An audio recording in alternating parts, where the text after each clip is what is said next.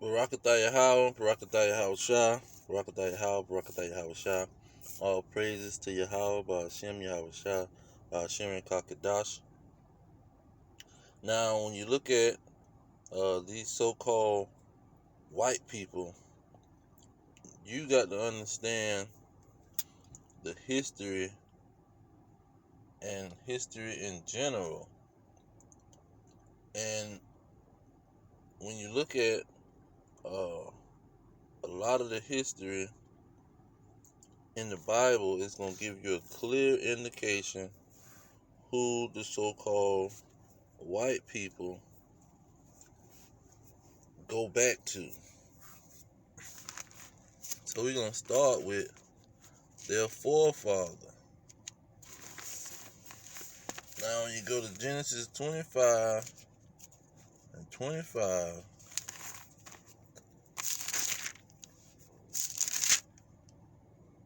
it tells you who the forefather of these individuals are. It says, and the first came out red all over like an hairy garment, and they called his name Esau. Now when it say the first one came out red all over, now let's get that. Came out red all over. Let's go to Leviticus 13 and 12. Leviticus 13 and 12. It says, and if the leprosy break out abroad in the skin, and the leprosy cover all the skin of him, you see, that have the plague from his head even to his feet. You see, that's what it said. Now it said, let's go back to Genesis 25 and 25. It said, and the first came out red all over like an hairy garment. So that the first came out red all over like a hairy garment. And see, you got the priest in Leviticus saying that this leprosy was going to be all over from head to toe. Now let's see how he described this leprosy. Because see, this one said he came out red all over from head to toe. So let's see how the priest described this leprosy. We're going to jump around because he talk about this leprosy in deep detail. So we stopped at Leviticus 13 and 12 and 13 and 13 and say, then the priest shall consider. Salakia. Then the priest shall consider, and behold, if the leprosy have covered all his flesh, he shall pronounce him clean that have the plague. So he ain't saying he clean and don't have a plague. He just saying he shall pronounce him clean that have the plague, and it is turned white, he is clean. Now you see they use the word white, and people call individuals white people. Okay, now let's get more detail. Now when you jump down to verse, 19, same Leviticus 13, chapter 13, verse 19, after describing the clean leprosy, he says that it could be white or somewhat reddish. White or somewhat reddish. Jump down to 24. He says it again. Somewhat reddish or white. So the white wasn't always white, a strong light color. It had even a reddish tone to it. because the blood in the skin is red. Then you jump down to, jump down to 42. It talks about a white reddish. And 43 talks about a white reddish. So that white wasn't always just white. You see, it always had a reddish tone and tint to it because you can see through the skin. Now let's get another leprous situation. Let's get Numbers chapter 12, verse 12. Well, let's start at verse 10. It say, and the cloud departed from off the tabernacle. Numbers 12 and 10. And behold, Miriam became leprous, white as snow. And Aaron looked upon Miriam, and behold, she was leprous. Jump down to verse 12. Let her not be as one dead, of whom the flesh is half consumed when he cometh out of his mother's womb. So this letting you know it's going to be looking like somebody that's dead. When somebody that has melanin in their skin and they have a brown color to their skin, you have the skin lose the melanin, goes out of the skin, and it's a white tone to it. You see, you lose the tone in your skin. And then when the baby come out, now when the baby come out, some baby come out dark, but this is referring to Esau, because you remember it's talking about leprosy, and Esau came out with leprosy. So that's why they said when he cometh out of his mother's womb, hair is half consumed. See, that's what the meaning of Esau, being half consumed when he come out of his mother's womb. When Esau came out, he came out red all over, and he had leprosy. That's what he had. He wasn't. He just didn't pop out of there, and they was calling him white because there's nobody else. You never see a white person that's just totally white. They have a deep red undertone, just like these kids in the picture. Their mother is certified, got melanin in her skin, but they have recessive gene. Not only do they have the red tint, they have the blonde hair that the priest said in Leviticus. Let's go back to Leviticus and get this yellow hair. It says here in Leviticus 13 and 30, it says, then the priest shall see the plague, and behold, if it be in sight deeper than the skin, and there be in it a yellow thin hair. You see? A yellow thin hair.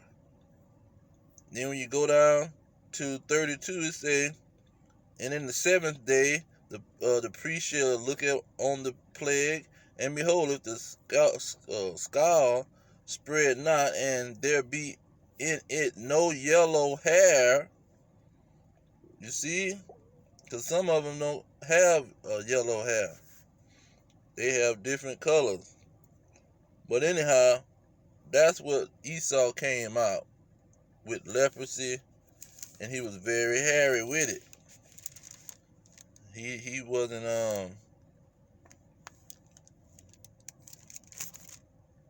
his hair wasn't like the hair of Jacob. He came out totally different than Jacob. And let me get this hair since we talking about Esau, because that's a point a lot of people miss. Because when it was coming to the blessing for Jacob to supplant Esau, Jacob had to do something. And that what gives you the understanding of this man is the forefather of the so-called white people, and not the Negro, the so-called Negro, or the children of Jacob.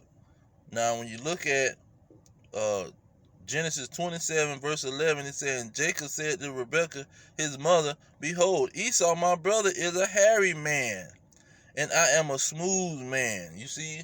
So now, he not only came out red, he was hairy. That's why they even put the hairy in Genesis 25 and 25. They threw the hairy in there because this is going to be one of his main traits, how his hair is. Now you look at verse 16, it says, and she put the skins of the kids of goats upon his hand and upon the smooth of his neck. So now they had to get goat hair and put it on Jacob, because Jacob didn't have goat hair. Jacob had an afro, Negro, nappy, kinky, super curly hair that you can break a comb. If the comb ain't strong enough, you can break that comb when you try to comb his hair. But a goat has straight, stringy hair like a dog. And the hair, you can rake through this hair real easy. They goat hair. And when the baby goats, they have long hair. And so Esau was red, and when he got older, he had stringy, long goat hair, just like the so-called white man. And so that's the progenitor of their race. It's just like Moab and Ammon. They had incest with their father, and so the children came out with Down syndrome, and the Chinese and the Japanese came out of that. Their forefather was a person that was Down syndrome, so they brought the traits of Down syndrome, the traits of a person with Down syndrome, but they didn't come out with Down syndrome. Their forefather had Down syndrome. And so when the forefather had Down syndrome, he only can produce that. He can't produce nothing else. Even though but you can't get like a person with leprosy or albinism. Most of the time, you can't produce, especially Edomite. They can't produce no two Edomites. That one said like that. Two Edomites can't produce a dark-skinned child. It's not gonna happen. It's not gonna happen, and it ain't never happened. We looking, that's like evolution. Talking about somebody that came from a monkey. Show that evidence today that these two white people sat up and had a nappy-headed black child. You'll never find it. And so this is the progenitor of the so-called white man. They ain't white. First of all, they red, because he described Esau as red, and even Edom means red. He wanted them to be represented with red, so they're red peoples. Then when you go into the so-called Grecians, that's a landmass. They're not Grecians. They're Edomites. There's no such thing as a Roman. That's just, Rome is a country. Them people are Edomites. No such thing as a Grecian and a Roman. They're Edomite. No such thing as American or European. These peoples are Edomites. That's you called by your father. You represent your father. If your father's last name is Smith, that's your last name. If his last name is Jacob, that's your last name. You don't be represented by some landmass. That don't represent you. Your forefather represents you. They started that crap because Esau trying to hide himself. Let me end on that, because that's the reason why we have to expose the man. Peter, in Second Thessalonians, the 2nd chapter, it talks about how he have to be revealed before the end of the world. You see, he has to be revealed before the end come. The man of sin, the son of perdition or destruction, that wicked, the wicked of the Bible, have to be revealed, because he's doing this. Jeremiah 49, verse 10, it say, "But I have made Esau bare, I have uncovered his secret places, and he shall not be able to hide himself. His seed is spoiled, and his brethren, and his neighbors. He is not going to be able to hide himself." See? So the Most High made it a point to let it be known that Esau is trying to hide himself. So we know that's the man, that's the wicked and the son of perdition, and the man of sin, that's the murderer and the deceiver, the devil, who is trying to hide himself and deceive everybody to who and what he is. But I'm gonna leave it there. All praise to Yahweh, by Hashem, Yahweh Shai, by Hashem and Kakadash. Double honor to the elders pushing the truth. Peace to the elect worldwide. Our kingdom is at hand. Shalom.